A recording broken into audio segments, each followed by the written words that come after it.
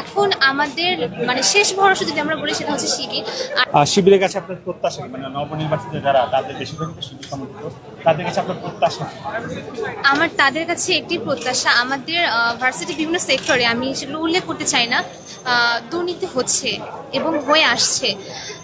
আমরা ছাত্রলীগও দেখেছি এবং ছাত্রদলকেও দেখেছি, কিন্তু এখন আমাদের মানে শেষ ভরসা যদি আমরা বলি সেটা হচ্ছে শিবির। আর আশা করি তারা হচ্ছে এই সেক্টরগুলো যথাযথ উন্নতি সাধন করবে।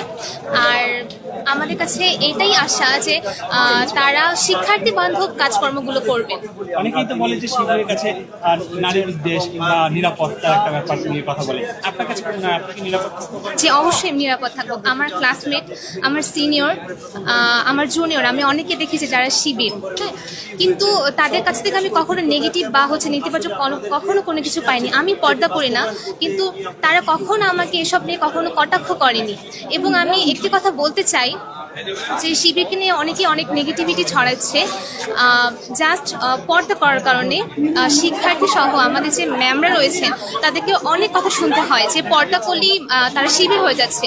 তা আশা করি আজকের পর থেকে ইনশাল্লাহ তাদেরকে এ ধরনের কোনো ধরনের প্রবলেম ফেস করতে হবে না। যেহেতু আমি একজন প্রার্থী ছিলাম,